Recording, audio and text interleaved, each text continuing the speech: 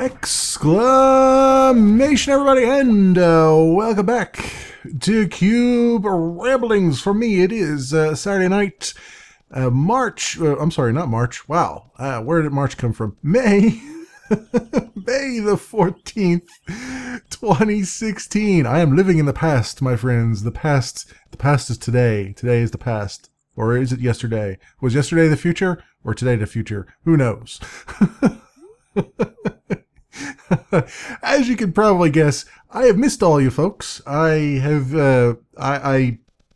was all ready and prepared to do an episode last week, and I had recorded a lot of stuff on Saturday. I did a lot of different series that I recorded, and I got all the prep work done for Cube Ramblings, and I was about to sit down and record it, and my energy level just dropped like a rock. I had no energy to do anything. And I was like, well, I guess I'm just going to take a break this week. And, you know, I missed you guys. I wanted to, I like doing this. I like sitting here and rambling about weird and crazy ramblings. And hopefully at some point having something coherent come through at the end of the day. As I just remembered, I forgot to get something together here. But we'll do that. We'll get that together as I'm talking to you folks. But anyway. Lots of things to talk about. I am pumped up. I'm ready to go. Let's see if I can get through some of the things I've been working on, some of the things I've been playing, and some of the things that have been going on in the 2 weeks since we had last, since I last talked to myself and you guys hopefully listened. Sometimes there's a disconnect in my brain. I'm like, I am sitting here talking to a microphone. And I'm loving every minute of it. I was been playing a lot of games. What's sticking out of my mind right now is I played a game called 3030 Death War Redux. I think that happened either this week or last week. I can't remember now. Everything is running into one another. I really like that game. It reminds me a lot of Privateer for some reason. I'm not sure why it keeps reminding me of Privateer, but it does. It just, like, some of the look and feel of it sometimes just reminds me of it. It's a top-down, open-world sci-fi shooter with a lot of, you're basically a privateer, if you will, and you're running around and you're taking on odd jobs, odd missions. There's an ongoing story that you pick up from time to time. And it's got some really nice, some good music choices in it, very appropriate music choices. It has it goes from a top-down view when you're in your spaceship to then a side-to-side view when you're actually on bases and on stations and whatnot. And I guess that's why that reminds me a lot of Privateer, I guess, because it just kind of has that. It has that feel, like when you were in Privateer and you landed somewhere on a station or on a planet, you got into like a point-and-click area where you click around to things, and this one is not point-and-click. You don't really use the mouse too much. There are a few areas where they still require mouse control, but for the most part, it's a lot of just keyboard control, and you keep your hands on the keyboard, and I enjoyed the time that I had in it. I want to do a series on that eventually. I don't know when I'm going to do it because I kind of want to wait for them to have a full release of it because it's still in early access right now. And it's a redo of their earlier, I think 2007 game, which I actually own myself. I didn't realize until after I was ready to start recording it that I had that. So I enjoyed that quite a bit. I got a key actually for the Redux version. And then it turns out I was already emailed a key because I obtained a key through Keymailer. And then it turns out I already had a key emailed to me at some point because I owned the original game. And then they sent me a couple more because I bought the original game at like $15 or something, which was more than the normal or something like that. Because it was a pretty good game. I thought, let's give them some money for this. So it's... I have more keys than I know what to do with apparently with that stuff, but that was a lot of fun. I enjoyed that. I would like to delve back into that at some point after it's had a little bit of time to improve and get some of the things. In fact, I just jumped into it again for a couple minutes and it's already had an update and it's already bunch of things changing in it or improving in it. So I'm just going to let that sit for a few and then come back to it. So that was fun. I had mentioned on many occasions that I had played a game called was it the Silent Age? And I really enjoyed it. I had played it as part of a beta for a service that I'm still not allowed to talk about, I don't think. And it was a lot of fun. It's a point and click. It's not something that I would go out of my way normally to play, but because I was beta testing this thing, I played it. It was on the list, and I only had to play like a few hours of it, and or like an hour or something of it, and I ended up playing the whole game. It was only about 3 hours, 3.5, 4 hours to play the game, and that was with me forgetting at points how to do things. But I enjoyed it. I enjoyed the story of it. The puzzles weren't too difficult. It was easy to go through it, which is good because I'm not really a puzzle guy. Puzzles are not my bag, are not my ball of wax. But this one was really good. It had some time travel on it. It was a nice, well put together story, and I enjoyed it quite a bit. It had a twist ending. I thought it was going to end one way, and it actually ended a lot better than I had anticipated, and it was a lot of fun. I enjoyed that. I enjoyed that game. It's not really for fans of point and click games. It's not really a challenging game. You're probably not going to like it if you're a big fan of the challenges and stuff. But if you just kind of want a story, I think it's a really nice, well put together game for that. And it's not that expensive either. I don't remember exactly what the price was, but it wasn't that bad. It's out on Steam if you want to take a look at it. So that was cool. I got that completely finished. So you'll be seeing the last episode of that after this episode goes out. So that'll be all wrapped up in a ball. And speaking of wrapping things up in a ball, we got I finished up Quantum Break. My thoughts on that are well enshrined into the final episode of that, but that Quantum Break was a fantastic story. I love that story. I mean, yes, they had the live action scenes were actually really well put together. They had to do a lot of, hemming and hawing in them because obviously it's a game, so there's certain things you can control and certain things you can't. They manifested themselves in certain ways. Some of the ways you could affect it was kind of weird and stupid, like, oh, hey, there's now a sign that appears. Or there was one actually really cool one where in the game you unlock, you press a button on a random radio or something like that. Or I'm sorry, there was like a tablet lying on the ground, and you press or a table, and you press a button on it, and it starts playing an audiobook.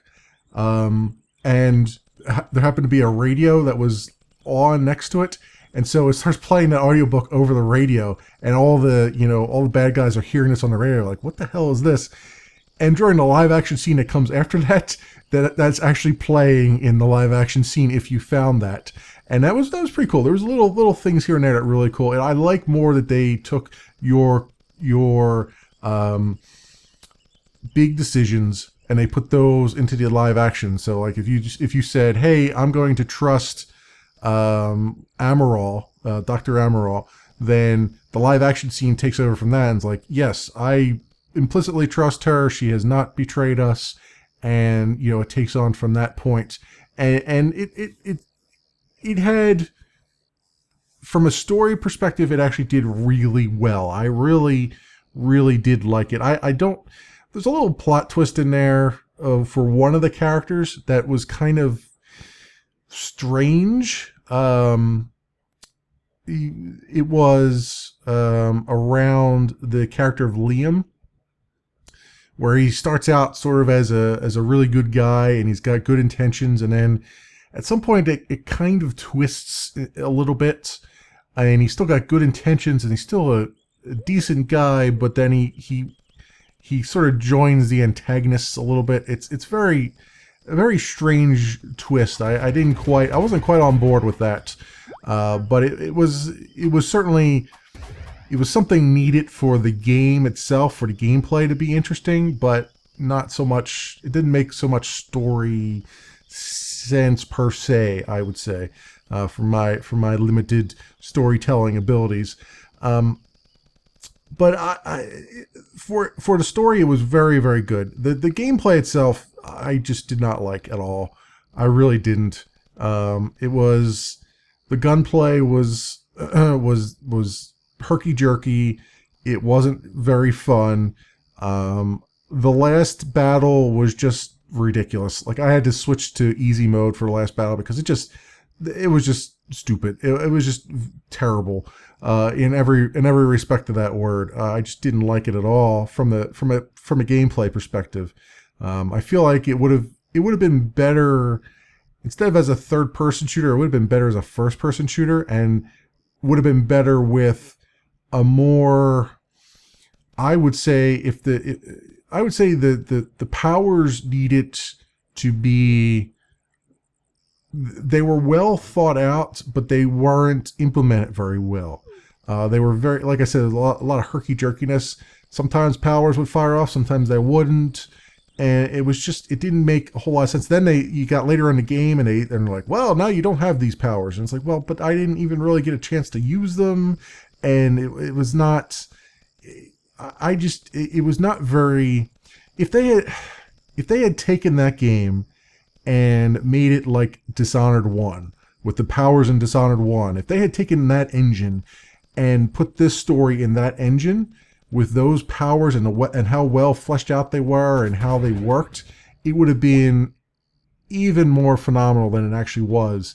As it was very console-y. It was very not fun to play as far as the gameplay was concerned. I was at the end there. I was just wanting to see the story. I didn't care about anything else. And the story was fantastic. The story carries that game, I think. There's no doubt in my mind that if the story had not been that good, that game would not be even worth a second look at it. So that's my story with Quantum Break. And we finished up. Well, what was it? Crashlands. Finally got through that. As I mentioned before, the last third of that game was a really too much of a grind. They really needed to just tighten that up quite a bit. Even getting rid of that last third of the game would have been fine. But otherwise, a very competent, very good game. I understand now why a lot of YouTubers abandoned it after the first third of the game and then never came back to it. But I wanted to see that through to the end, and I did, and it was good. The ending was good. It was a nice tie-up for the game. The story was good. The quests were repetitive after a while. You could see the pattern coming in, but if they had, like I said, it seemed like they padded out the game for the last 40 hours or so. It felt like it should have been a 50-hour game, and it ended up being a 93-hour game for me. So I feel like that last 40 hours or so was kind of a waste. It's 40 hours I might not ever get back in my life. But anyway, that brings up to speed with that stuff. I've been playing a couple of top-down things, Neon Chrome. Actually, it was fairly competent. Top-down, roguelike, permadeath shooter thing. Cyberpunk shooter. It bills itself as a cyberpunk shooter.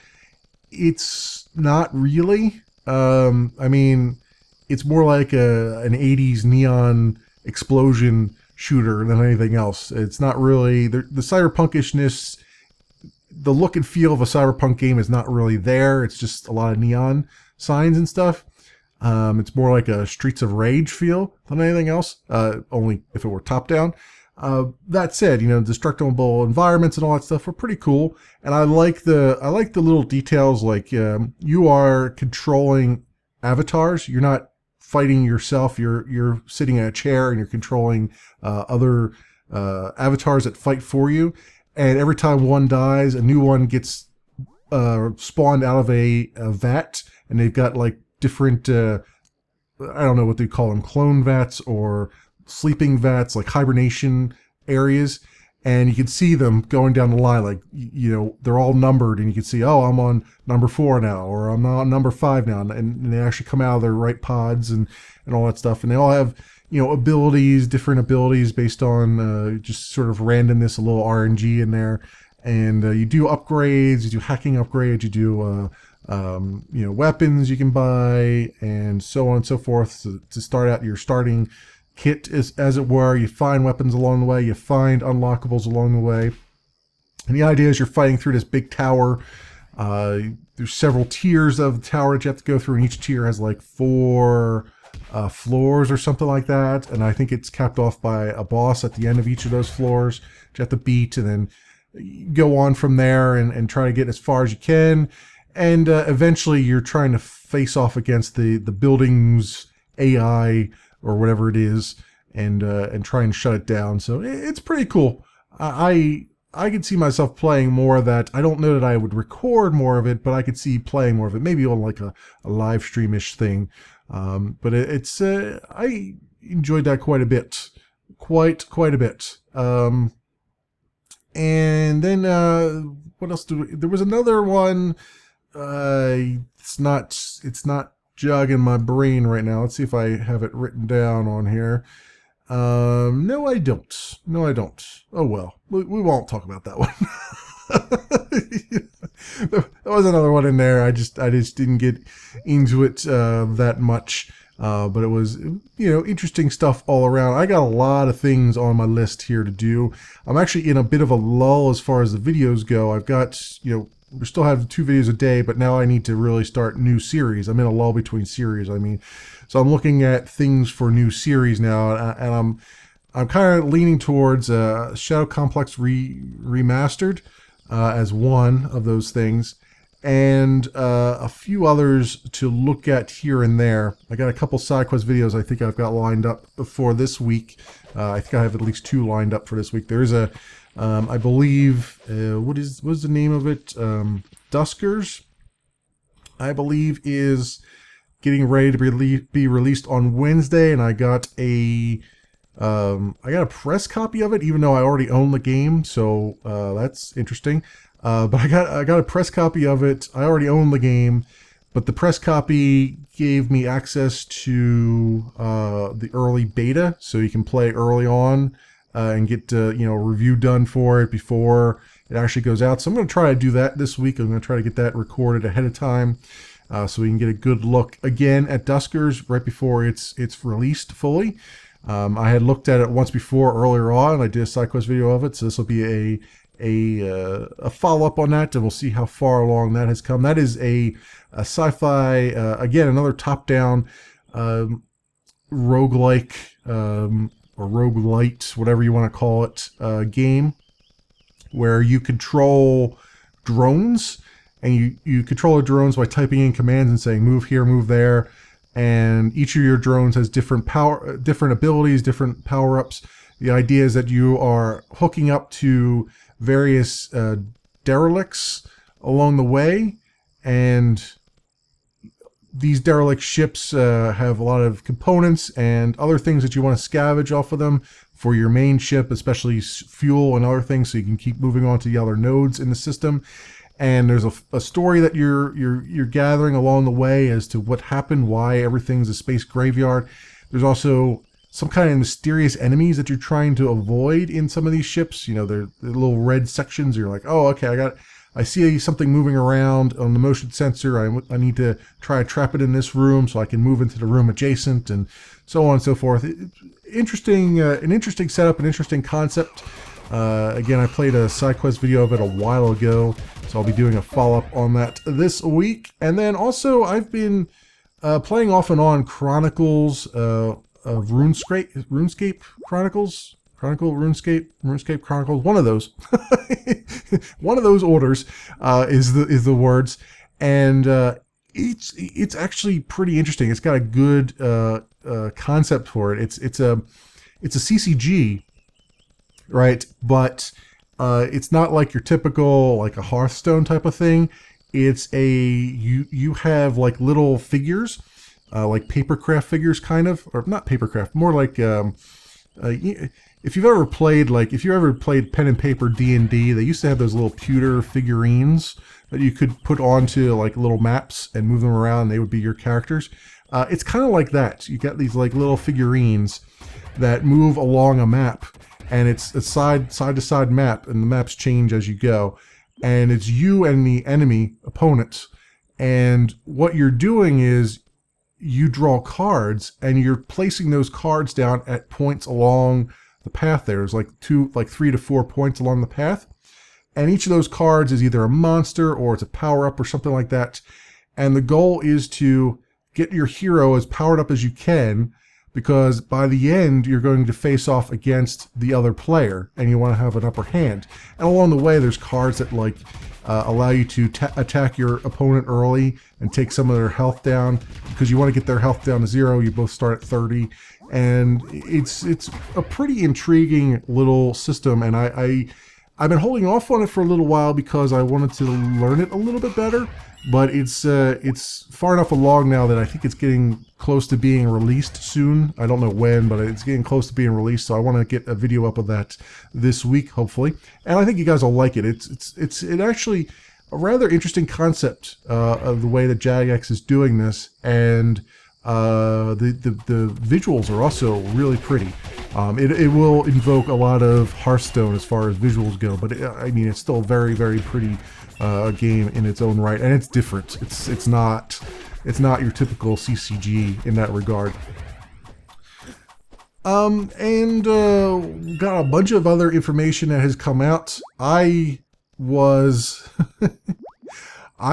Friday, last night, I did a live stream for about 4 hours. I was still in Borderlands, and my goal when I started to stream was to finish up the last couple, quests for the armory of General Knox or whatever it is. Finish those up and then move on to the Claptrap DLC. Well, the best laid plans.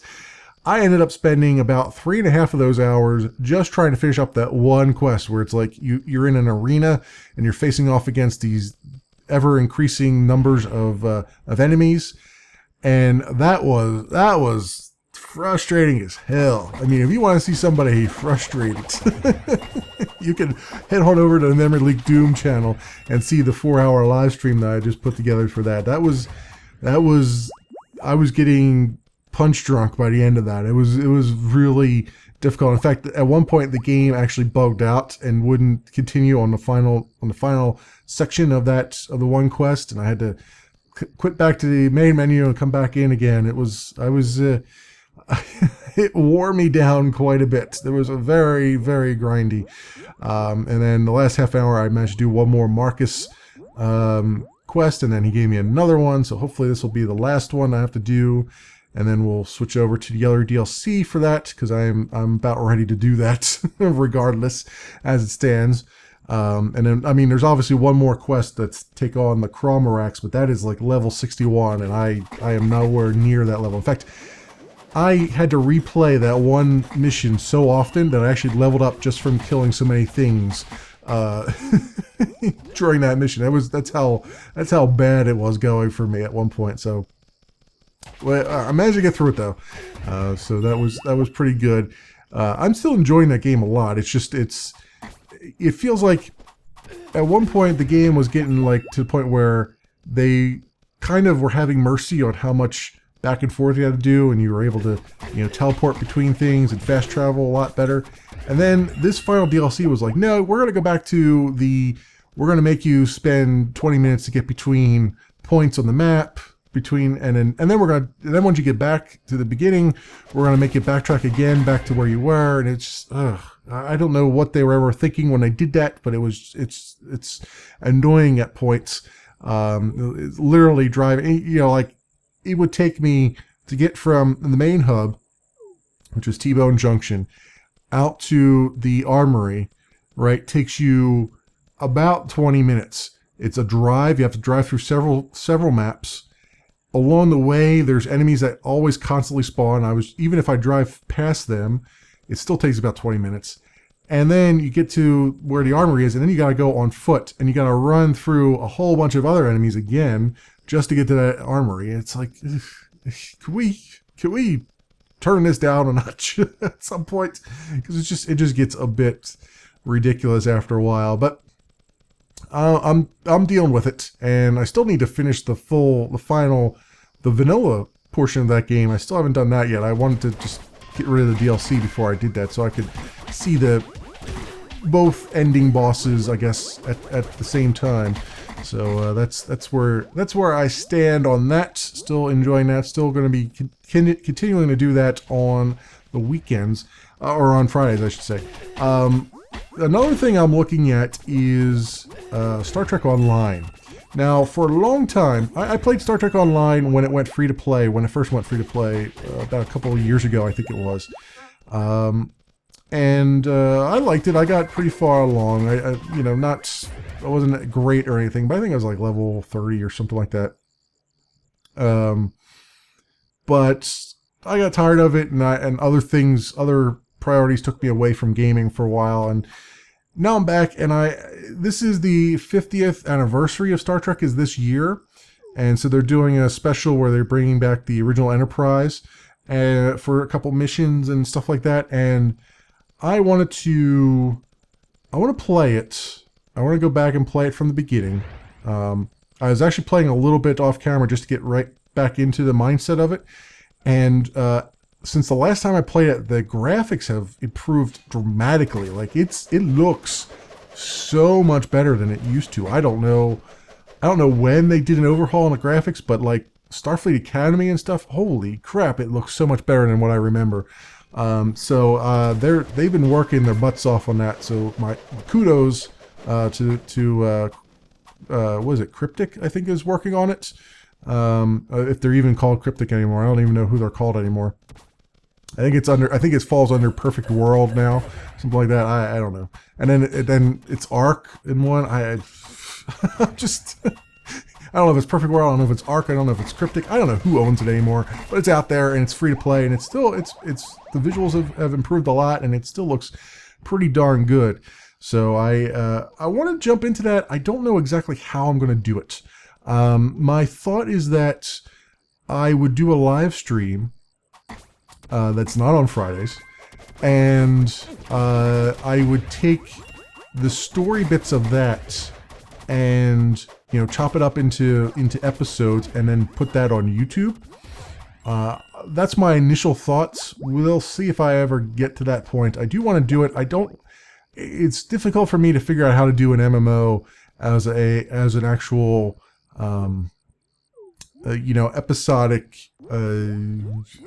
YouTube series, because an MMO, especially one that's been out for I think they've been on for 6 years now or something like that. An MMO that's been going on for that long has a lot of story to it, but also has a lot of grindiness. And I want to make sure I eliminate the grindiness, but at the same time I want to keep the story intact. But I know that there's people that like to see some of the grindiness, so I'm like, well, I could probably do a little bit of both. I could have a live stream where it's everything, and then have an actual proper series where I cut some of that down to something that's a little bit more digestible and more on point with the story. I think so. We'll see. That's my thoughts on that. We'll see if I can make that all come together, along with everything else that I got going on here. I got so many games that I need to just take a look at that I don't know sometimes whether I'm coming or going with things. So got some news about some games here. So the former devs of Burnouts, I mentioned this a while ago. I've been working on a new game, and they've called it Dangerous Golf. And they've released a new video, which I will link you to. I think I will link you to GameSpot for this one. There's not a lot of information, just the video. But basically the idea is that you are shooting a golf ball around and you're trying to get it into the hole, obviously, but you're also trying to do as much damage as possible. to the environment that you're in. And there's all kinds of things.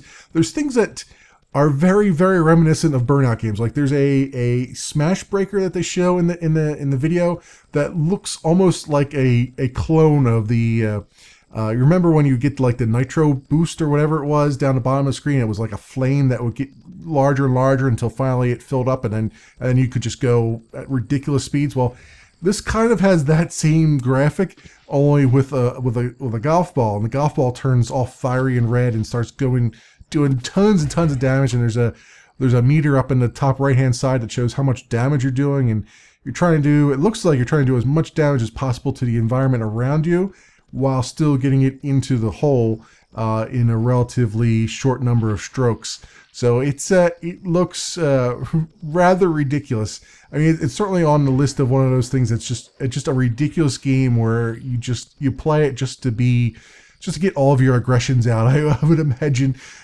So I'll link you to the video on that. I don't have a whole lot of information on it, unfortunately. I believe though that they are. I don't know if they've announced a date for when they would be coming out. I don't know if it's this year or if it's further down the line. I believe they're using the Unreal 4 engine to do stuff, so everything looks very, very pretty. All the destruction is the prettiest destruction you've ever damn seen in your life. Unreal 4, the destruction is the prettiest damn destruction you've ever seen in your life. Sign me up for their marketing team. So I wanted to put that on your radar, and if it hasn't already been on there. And we got some information, lots of information on Dishonored 2. Dishonored 2. We know that Dishonored 2 is set for November the 11th, at least for right now, as its release. We know that you're going to be playing one of two characters, either Corvo Attano or Emily Caldwin. Now, Corvo Attano was the main character of the first Dishonored. Emily was the little girl that was the princess of Dunwall, and her mother at the very beginning of the game. I'm going to give slight spoilers here, but I mean the game's been out for a while. Her mother at the beginning of the game is murderized, and she's kidnapped. And as Corvo was the protector. It turns out later on that he was actually the father of Emily, but it wasn't well known, and he was just sort of Lord Protector of the the head Secret Service agent, if you will. And he's framed for the murder. He's put into jail. He breaks out of jail. He gets marked by the what did they call that guy? Marked by the I forget the name of they gave that guy. He's marked by the sort of evil behind the scenes string puller guy, and because he has this mark, bears his mark, he has all kinds of arcane abilities that he's able to tap into, like blink and other things, and it's from that point on, it's a first-person shooter, but it's got stealth mechanics. It's got powers where you can blink around the map. You can you send a plague on people and all that stuff. And the game sort of stood out as it had sort of a morality meter, kind of, where you could be like a real badass and just kill everybody and just be, not give a damn about any of the citizens of Dunwall. And basically you would get an ending that was on par with that.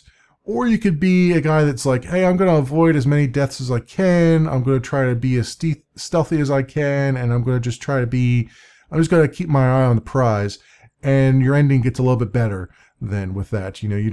There's things that happen along the way that change based upon how well you've been protecting the citizens versus just saying, screw it, I'm killing everybody.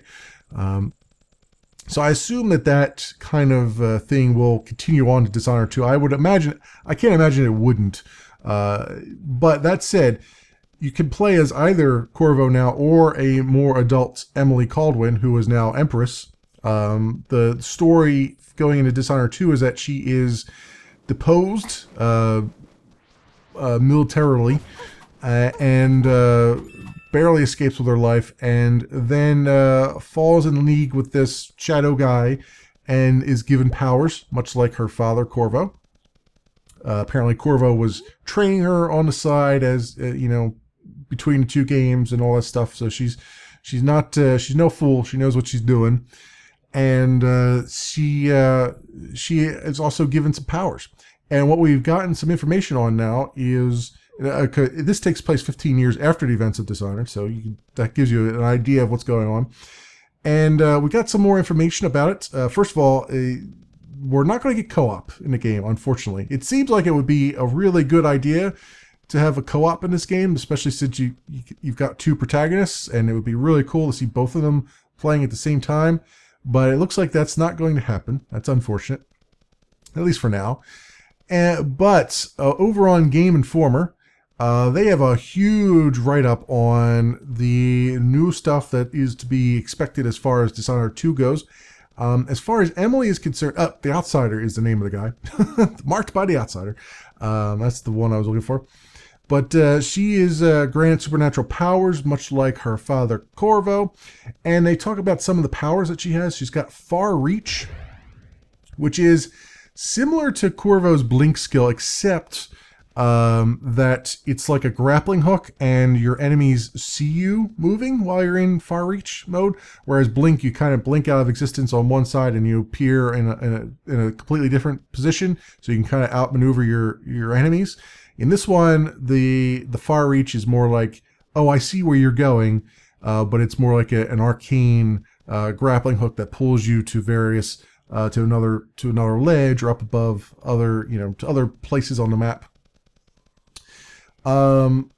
It also, I believe it has, you can upgrade it to grab items and pull them to Emily.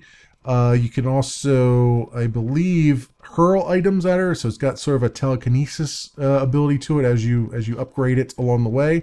So that'll be pretty cool. You can fling far-flung things at enemies and throw them off their game.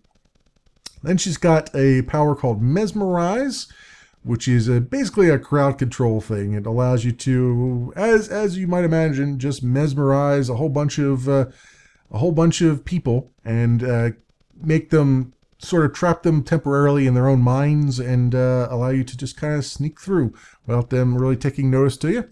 And the upgrades allow you to get it up to a point where you can affect up to 4 targets at once. Domino, another crowd control power. It allows you to, what they say here is, this skill allows you to link the fates of multiple characters together, and whatever you do to one character then affects the others in the same way. The more upgraded the power, the more targets you can link together. So I assume, you can link people together, and I guess, yeah, you kind of draw one of those guards away, you can kill one of them, and then all of them will die, I guess, is how that works. That's kind of an interesting one. They're kind of tying their souls together, if you will. Shadow Walk allows you to transform into a smaller shadow-like entity that is harder for enemies to spot. You also can whisk through small openings, like when Corvo could possess rats and stuff in the original game, so on and so forth. And Doppelganger, this allows you to, basically, as you might imagine, clone yourself, make basically a what do they call that? A tank, not a tank, but someone to draw the attention of the enemies away from you, and they'll go after that. They'll go after your doppelganger while you can slip away and do your own thing. I forget what they call that in MMOs. It's kiting, not kiting, but grabbing the attention. I forget. There's a term, and it's not coming to my brain right now, unfortunately. So that's the powers that we know about as far as Emily Colwyn's concerned. Of course, Corvo has all his powers coming back, but you have to relearn them. I guess 15 years is a lot of time to be out of practice.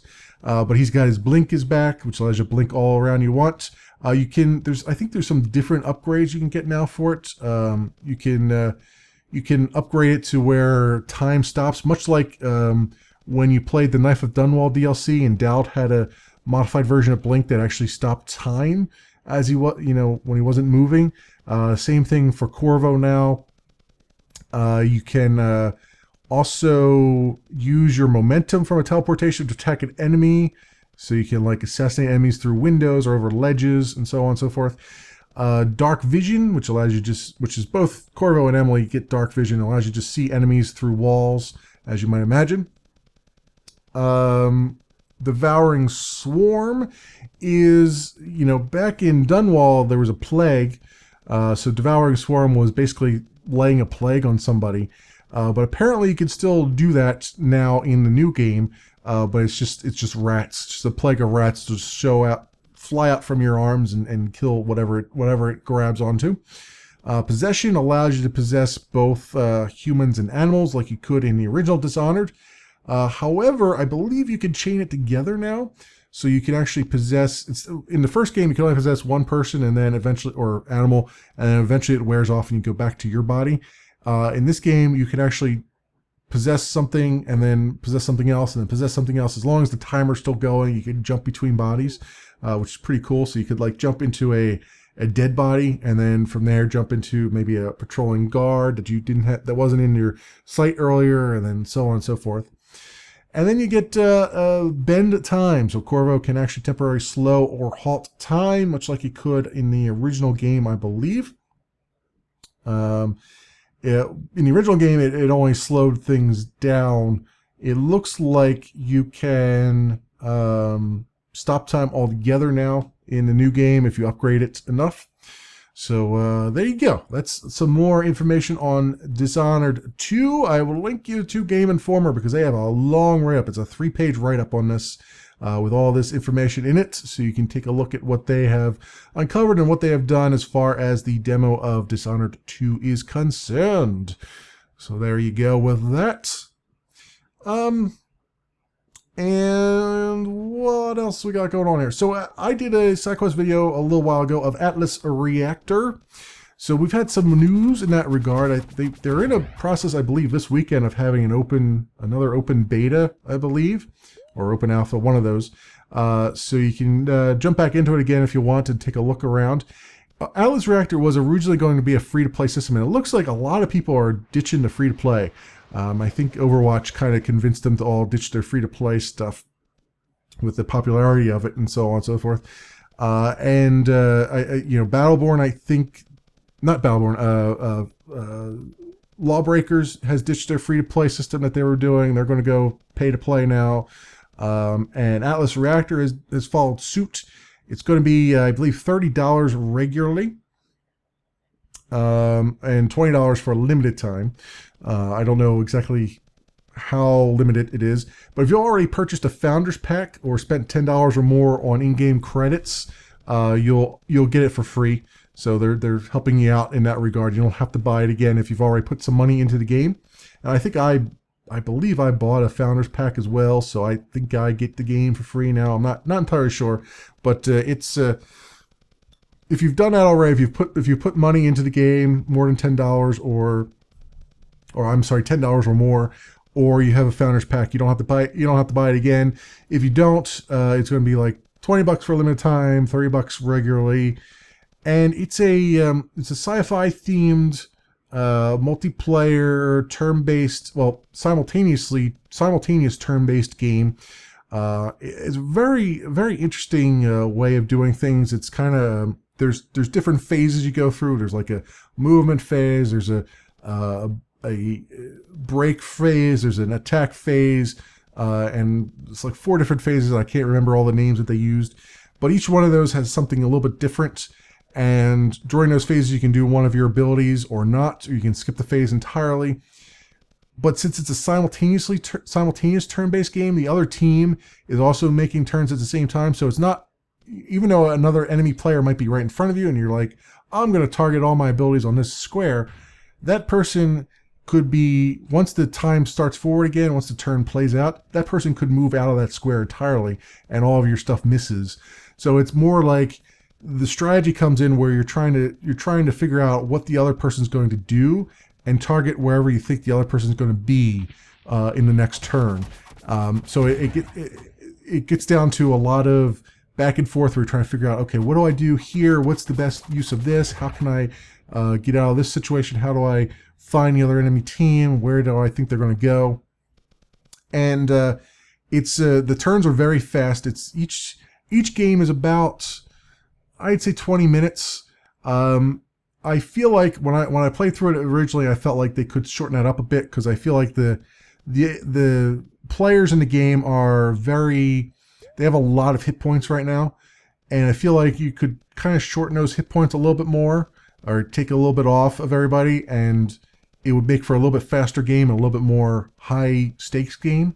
Because right now it's like when you first start out the game, it's like, okay, well, I did like piddly squat of damage to this guy, I did piddly squat of damage to this guy.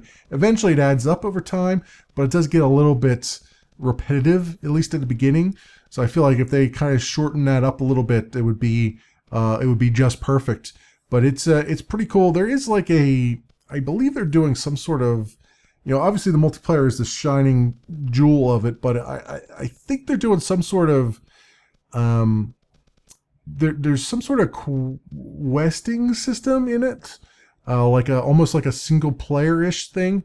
You kind of get shadows of it when you first start out, but you need to get to level 10 to unlock it, and I'm not quite sure exactly. It's not, is it, I think it's cooperative. I'm not entirely sure, because I haven't gotten that far yet to really take a look at it, but there's something going on there that I'm also interested in. So but I have to get to level 10 to do it, so I haven't gotten there yet. I would recommend looking back at my side quest video on it if you're interested, if this sounds like something up your alley. Okay, all right, we got through some of the more important things. Do I want to talk about the Star Wars thing? Yeah, might as well. So the Titanfall developer Respawn, guys behind Titanfall, have announced that they're making a third-person Star Wars game. Unfortunately, I don't have much information about it. I don't know what it's going to be. It's still in the early days, which they're also in the process of making Titanfall 2, so they're not quite there yet as far as Star Wars goes. But it's going to be a third-person action-adventure game in the Star Wars universe, and that's about all we know. So, if you're a fan of Respawn, if you're a fan of how they handle Titanfall, after they get done Titanfall 2, it looks like they might be working on a Star Wars game. I'm intrigued because I would like a Star Wars game that's actually decent. I heard that Star Wars Battlefront was not really that good, so I'm kind of looking for something that's maybe a little more single player and a little less multiplayer. My hope anyway. So maybe put this on your list as a far-flung future thing that you might want to ping as time goes on. I have been remiss to talk about Cube World for a little bit. There's not a whole lot of information that has come out as far as Cube World is concerned. There was a few tweets. There was a tweet about 17 hours ago about the fact that adaption and platinum coins will be removed from the game. Instead, you'll spend a normal gold to upgrade, and that's it. So I did my 20 seconds on Cube World. I really should do that at the beginning like I normally do, but I just remembered that I just pulled up their Twitter for that, and that's all that is. All the news that we've had since the 26th. So I think we're since the 26th. Yeah. So I don't have anything else for you guys in that regard, unfortunately. But what I do have is that we had another humble monthly bundle go by. Another First Friday went by. First Friday of the month. I would have talked about this last week, but I did not do an episode of this last week. So this month's games, we start out with Infinifactory, a sandbox puzzle game by Zachtronics. Zachtronics is all about the puzzle games, and I've heard a lot of good things about Infinifactory. I played TIS 100, which is also by Zachtronics, and I liked that. I enjoyed that game. That's an assembly language emulator, simulator, whatever you want to call it, game with puzzles in it. And Nvidia Factory is, as you might imagine, it's like a sort of conveyor system. You're supposed to get a box from one end of the system to another, and there's various obstructions you got to get around and other limitations. I haven't played any of it. I've heard it's really, really good, so I might want to dig into that at some point. The next game in the Humble Monthly Bundle for May was Crawl. It's a local multiplayer dungeon crawler where your friends control the monsters. I don't know a whole lot about this. I've heard about this game. I heard that mostly that it just has its final boss is Gabe Newell. That's pretty much all I really know about it. It's, you know, randomly generated dungeon. It's got the pixel art style to it. And that's about all I know about it. I don't, there's not a whole lot I've seen, or I haven't really seen anybody play through the game per se. I haven't really taken notice to it, so I don't know what else to say about that. It is still, I believe, Steam Early Access, so it's not fully released yet. So that's something to take an eye on. Galaxy was the next one on the list. I did a side quest video of Galaxy a while ago. It was fairly decent. It was a little bit more twitchy than I could deal with. They do have a new DLC that's coming out soon called The Void, if it's not already out now. I should revisit that. I feel like maybe I didn't do it really that much justice. I feel like it's hard to do a game like that justice in a short first impression. I feel like that's more of a game that's a slow burner, and it takes a while to really get into it and enjoy it.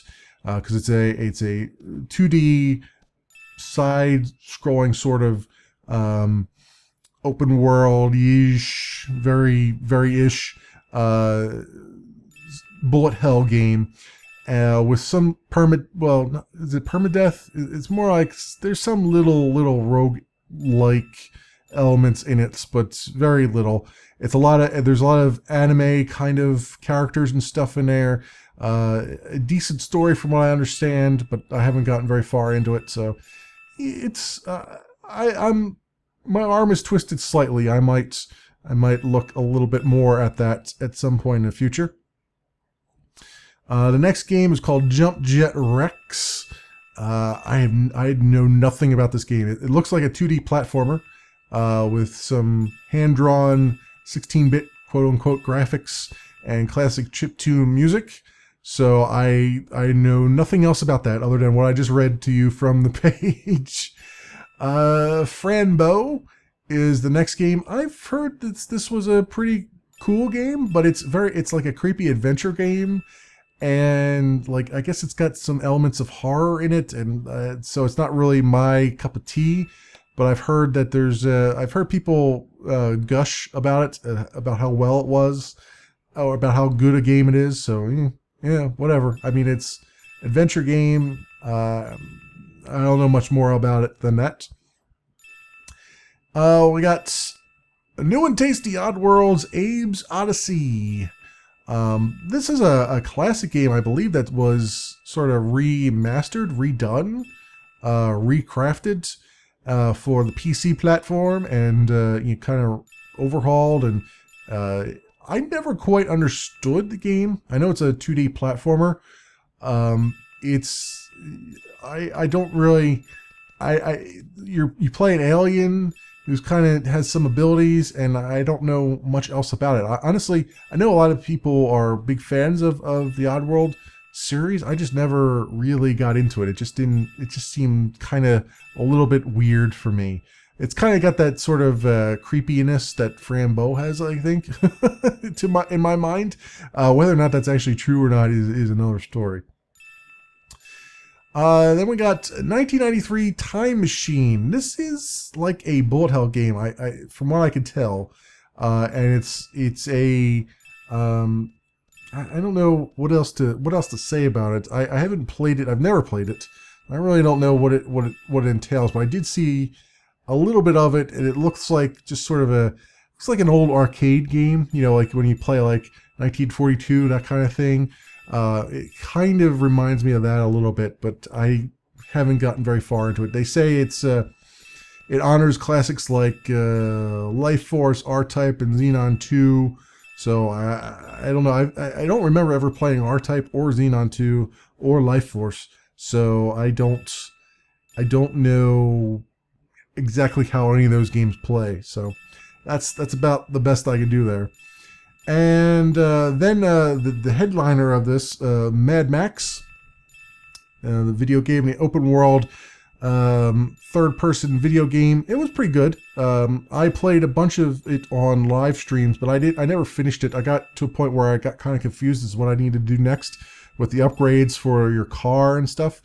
But it was good for what I had, and I always intended to come back to it at some point. I just it's been a while, just trying to get all of this stuff together in my brain sometimes. And yeah, you're going around the what's left of the post-apocalyptic world. You're collecting fuel, taking down towers. I mean, it's got all this sort of, the Far Cry-ish stuff in it. That it's just a different universe, different world, but all the same sort of mechanics. Kind of, you can upgrade your ride, and in fact, I think the game revolves around you upgrading your ride, and you upgrade your bases to give them, be able to generate scrap. You generate scrap even when you're not playing the game, so you want to upgrade your bases as much as possible because you use scrap for everything. That's the currency of the game. It's pretty good. It's competent. I enjoyed it so far of what I had of it. Too many other things came out at the same time, and I just got distracted and didn't get back to it. So that was that. And then we got a Humble Original in this one, which was a game developed specifically for Humble Monthly subscribers, and it's called Gunmetal Arcadia Zero. It's a 2D Metroidvania is what it looks like. It actually looks a whole lot like a Metroidvania. They even they try to replicate a CRT screen, so you're looking at the game through like a CRT monitor-ish thing, and it's got the sort of retro graphics and the 2D platforming, and there's not much more I can say about it. I believe it has some. I don't know if it's got chiptunes in it or not. I'm gonna say it probably does if it wants to keep the aesthetic going, but it's got sort of the Legend of Zelda heart system where you got like half hearts and stuff up in the top left hand corner, which is kind of interesting. And actually, most of the menu at the top looks like the original Legend of Zelda, where it's got like your coins in the middle and your other information there, what your currently selected weapon is, and your it does flash up your enemy's health though on the right hand side. It's got a lot of that going on there, which is rather interesting. And then we know that the early unlock for next month will be Rocket League. So we know Rocket League will be part of next month's June's bundle, but I don't know what else is part of it other than that. So that's what I got for you. That's the Humble Monthly bundle for May. Very good indeed. Also, just another shout out for my Instagram account. If you go on there, there's a link on my channel page to it. If you go on there, you'll see some of the physical stuff that I've gotten from Loot Crate Gaming. I think I talked about this already, but I haven't gotten May's yet. I've gotten April and March's boxes. I'm still waiting for May's box to come in. But I got a lot of physical tchotchkes, and I got pictures of them out there, so you can see what is in those boxes and what they're involved with, the t-shirts and so on and so forth there. So just another little ping for that. And Nvidia has announced a new line of GeForce GTX cards. The 1000 series, we got the GTX 1080 and the GTX 1070, following the same numbering convention as normal. The 1070 is the sort of consumer product, kind of, quote unquote, where it's for the budget consumer, the budget card, and the 1080 is the high-end card. There is just, I think within the last day or so, they released some stats on it. It is better. It does perform better than the 980 GTX. So there is some stats that have been released on it. I just don't know. I don't have a link to them just yet. Maybe I can find that at some point. But I did see that come down, so hopefully I can find a link for you and leave that in the description. But for now, I'm going to link it to AnonTech, which gives you some of the specifications around the GTX 1080. I believe that the 1080 is going to be at $600, and the 1070 will be $380 US as they come out. The 1080, as far as we know, has got 2,560 CUDA cores, 160-ish texture units, 64 ROPS. I don't know what that is. The core clock. I'm a programmer, not a hardware engineer. The core clock is at 1.6 gigahertz. I'm sorry, 1607 megahertz. I should not overdo that. The boost clock is 1733 megahertz.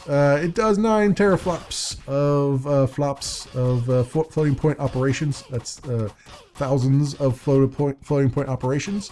Very, very good indeed. The higher the number, the better. The memory clock is at 10 gigs with a GDDR5X, which is a new brand, I believe, of memory. 256-bit wide bus and 8 gigs of VRAM. It also draws about 180 watts of power under load, so you got to be careful about perhaps you might have to upgrade your power supply if you have a little bit lesser one than what's needed for that. But the big deal about this is they're using their new Pascal process for the chips on board. So it's the new 16 nanometer chips, whereas they were using up to this point both Nvidia and ATI were using 28 nanometer chips. They're now down to 16. They've almost cut it in half. So it's actually more than half the size. So they're able to get more transistors on the chip. So that means bigger, better processors. It also means a little bit more heat usually, but it looks like they can handle what they've got, and it's gonna launch very soon. 27th, they say, of this month they're going to launch the 1080, and then next month, June 10th, they're going to launch the 1070. So keep your eyes peeled for that. Another little note there is that if you do the SLI stuff, apparently the 1080 has a brand new SLI bridge. It uses some kind of extra speed SLI, and I don't know if that's compatible with the old SLI stuff. It sounds like it's might not be.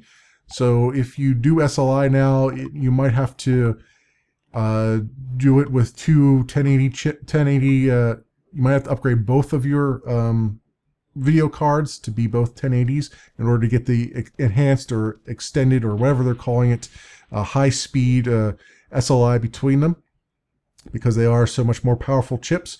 Now, in theory, and I've not tried this yet, but I've heard that it is possible to have SLI between two dissimilar chips, like say a 980 and a 780 or something like that. I've never tried it. I want to try it because I have dissimilar cards that I like to SLI together to help me out with some with rendering, video rendering, that is. Not with games necessarily, but with video rendering. But I don't know, like I've done a lot of searching around on Google and stuff, and I've heard that it's possible, but I haven't seen anybody who said, oh yes, I've done this. So I don't know how that works. I don't know if there's anybody out there who does do dissimilar cards in their SLI and it works fine. In which case, if you're moving up to the 1080, you should know that this is probably not going to work anymore. You're probably going to need two 1080s.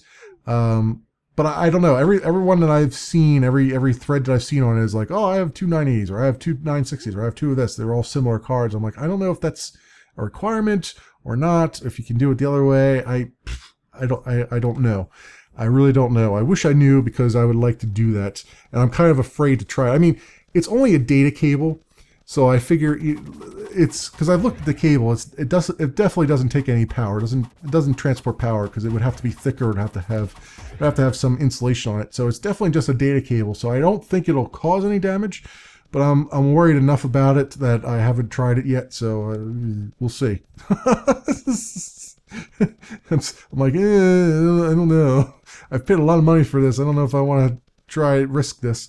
Even though it probably shouldn't do any damage whatsoever to it. It's just, it's one of those things where it's like, I don't know enough about the hardware to be able to tell whether or not that's the case or not. But yeah, I think that will just about round up this episode of Cube Ramblings.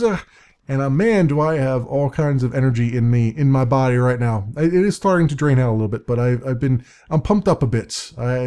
Something happened a little while earlier, a couple hours ago. I don't want to talk about it yet, but it was very interesting, and it's got me all pumped up and juiced up, and it's almost midnight, so I need to go to bed at some point. So it's going to be an interesting night trying to sleep.